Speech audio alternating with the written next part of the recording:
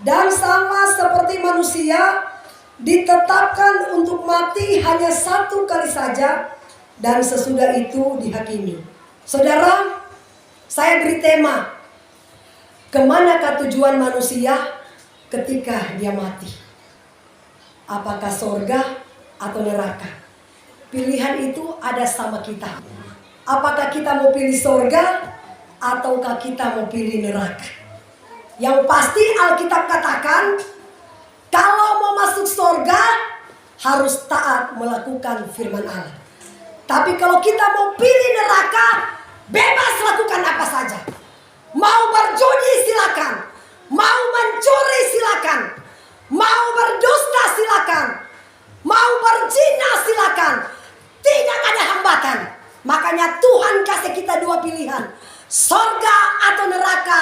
Pilihan ada sama saudara dan saya. Dia katakan begini, dan sama seperti manusia ditetapkan mati hanya satu kali saja, lalu dihakimi. Siapakah yang menghakimi Pak Martin? Tuhan Yesus. Ketika manusia dilahirkan di dunia ini, kata Alkitab, manusia itu tidak bawa apa-apa. Ketika manusia mati, Alkitab katakan dia juga tidak bawa apa-apa. Tapi seringkali yang terjadi, kita menentang Alkitab. Ada yang meninggal, saya kubur di Andalas. Ibu pendeta, ini tempat tidur anakku. Buat apa itu? Nah, supaya anakku gak kedinginan, karena anaknya lahir meninggal. Saya bilang, Bu, dia sudah gak butuh ini. Di sorga Tuhan memberikan dia tempat yang terindah. Karena anak masih bayi meninggal, dia tidak berbuat dosa, pasti sorga menanti. Ada lagi yang meninggal, ini dia petas. Saya lihat, aduh banyak tas-tas bagus Pak. Kalau saya dunia, saya sudah ambil tuh tas-tas itu. Haleluya. Sekarang saya tanya, Mama Pasca, di sorga masih ada mall kah? Ada nggak Pak Martin di sorga mall? Kenapa harus taruh tas saudara di dalam kubur? Tas itu dipakai kalau kita masih hidup. Tuhan yang bilang kita lahir tidak bawa apa-apa, kita mati juga jangan bawa apa-apa. Ada yang meninggal, anak tunggal, satu-satunya, orang tuanya menangis.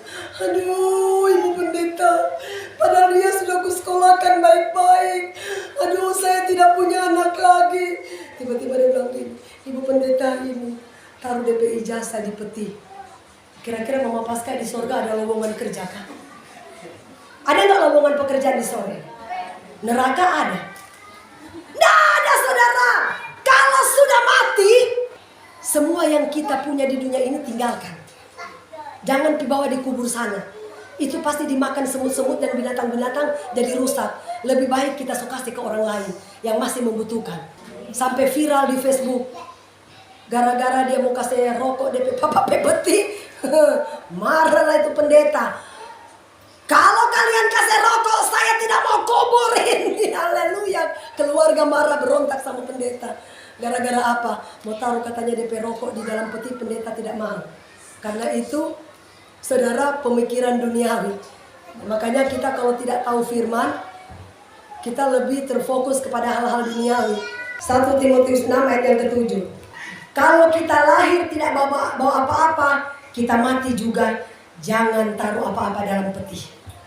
Makanya Alkitab katakan saudara, kita cari harta banyak-banyak, tapi Tuhan yang katakan pada hari kemurkaan, harta yang kita punya tidak ada gunanya. Makanya Tuhan bilang, carilah dahulu kerajaan Allah dan kebenaran, semuanya Tuhan akan tambahkan kepada kita. Amin. Jangan terfokus cari harta dunia. Memang kita butuh makan, kita perlu uang, butuh makan. Tapi jangan pernah lupa sumber berkat, sumber kesehatan, sumber segala-galanya itu adalah Tuhan yang Maha Kuasa. Amin. So cari banyak-banyak setelah kita mati. Kira-kira Pak Martin yang kita bawa berapa kali meter tanah Bu? 1 kali 2 atau ada 2 kali 2. Ada juga ke orang kaya dia bikin rumah besar di kubur. Pengkhotbah 5 ayat yang ke-14. Dan kekayaan itu akan binasa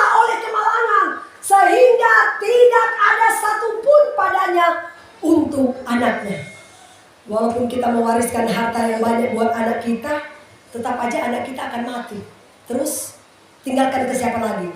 Tetap turun-temurun kita akan pulang. Makanya harta yang kita cari selama ini tidak ada gunanya tanpa Tuhan.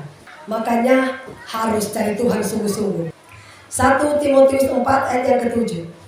Tetapi jauhilah tahyul dan dongeng nenek-nenek tua. Latihlah dirimu beribadah. Karena ibadah itu mengandung janji. Kita tidak melakukan firman Allah, tapi kita lebih percaya kepada tahyul, dongeng-dongeng nenek-nenek tua. Oh, kalau kamu tidak kasih dia punya pakaian dalam peti, nanti sebentar malam dia datang tagih pangannya. Pokoknya kalau kamu tidak kasih dia punya kesukaan, kamu lihat aja sebentar dia datang malam-malam dia bilang, Erni, kenapa kamu tidak kasih tuh baju? Itu tahyul. Alkitab yang bilang, saudara, jauhi tahyul, kepercayaan nenek moyang. Orang meninggal biasanya Desember kami pergi ke kuburan bawa makanan enak-enak, Pak. Itu saya dulu waktu saya masih kecil. So bawa ketak bakpao, so bawa daging babi, so bawa ayam sate, taruh di kubur. Setelah saya sudah mengerti firman Tuhan, ternyata bukan orang mati yang makan, tapi binatang. Kalau kita pergi ke kuburan untuk membersihkan kubur itu tidak masalah, ya. Tapi kalau kita pergi ke kuburan, bawa makanan, DP kesukaan, setiap tahun kita bawa. Orang tua pada waktu dia masih hidup, boro-boro kita bawa sate. Setelah so mati, baru bawa sate, dia so tidak makan. Haleluya. Kan begitu. Makanya kalau orang tua masih hidup, rawat dia mulai dari sekarang. Amin. Selama orang tua masih hidup, mari kita berikan yang terbaik, saudara. Ya, kalau kita sudah menikah, harus adil. Kalau kirim ke orang tua suami 1 juta, kirim ke orang tua perempuan juga 1 juta. Adil, karena kita bukan lagi 2, melainkan 1. Amin. Jangan berat sebelah. Biasa perempuan, dia orang tua aja yang dirawat, tapi laki-laki perempuan setan dia. Darah Yesus. Tapi di sini nggak begitu. Amin. Saya adil dengan suamiku. Malah saya lebih mementingkan keluarganya. Kalau mungkin saya tidak memperhatikan mertua saya, janganlah saya khotbah. Berarti saya bohong, Pak Martin, ya. Kalau saya tidak pelaku, ngapain saya khotbah itu? Jadi harus adil. Sama mertua, perlakukan seperti orang tua kandung kita. Amin. Saya pergi kampung, mertua saya sakit. Saya suapin dia, Pak. Dia bilang, nggak mau, pokoknya harus menantu saya yang suapin saya obat. Saya suapin dia sembuh. Haleluya. Berikan tepuk tangan dulu buat Tuhan Yesus. Ya, seperti itu Bapak Ibu Saudara. Jangan kita tidak adil. Selalu ke perempuan, nanti saya kasih tahu, tabur tuai. Kalau kita tidak memperhatikan mertua kita, nanti kita menantu tidak perhatikan kita. Betul nggak? Karena tabur tuai, saudara. Kalau kita tidak memperhatikan mertua kita, setelah kita punya menantu kasih biar Pak kita. Karena itu Alkitab bilang, hukum tabur tuai. Ini adalah merupakan pengajaran firman Allah. Ya, jangan sampai kita tidak adil. Harus adil. Yohanes 5 ayat 28 sampai 29. Ini Alkitab yang katakan, jangan kita berpikir begini. Kalau kita sudah mati kan bebas. Pasti surga. Belum tentu. Orang yang sudah setia gereja, orang yang sudah melayani berkhotbah, belum tentu masuk surga. Karena Alkitab yang katakan, saudara, janganlah kamu heran akan hal itu. Sebab saatnya akan tiba, semua orang dalam kuburan akan mendengar suaranya terus. Dan mereka yang telah berbuat baik akan keluar bangkit untuk hidup yang kekal. Tapi mereka yang berbuat jahat akan bangkit untuk dihukum. Berarti mati karena kebaikan, surga menanti kita. Tapi mati karena kejahatan, sudah jelas itu alamatnya di mana? Neraka, saudara. Makanya saya bilang, mau pilih jalan lebar atau jalan sempit. Jalan sempit memang susah. Mau ikut Tuhan itu setengah mati. Dia tidak boleh gini, setengah mati. Kita maunya jalan bebas, jalan lebar. Tapi saya percaya kita semua pasti masuk surga. Amin. Pilihlah jalan sempit. Mau firman yang keras pun tetap puji Tuhan, praise the Lord. Itu untuk saya. Amin. Jangan dalam hati, Setan hari Minggu saya mau gereja, singgung-singgung dulu. Haleluya. Tapi di sini tidak mudah tersinggung. Amin. Haleluya. Karena kita semua pasti ingin masuk ke dalam kerajaan surga yang kekal. Karena Alkitab yang bilang, kalau melakukan kejahatan pasti neraka, melakukan kebaikan pasti surga menanti saudara dan saya. Amin. Nah, harus seperti itu, saudara, harus semangat. Kalau dengar firman Tuhan itu harus semangat, jangan loyo. Karena apa? Firman Tuhan itu sebagai pesawat yang akan membawa kita masuk surga. Amin.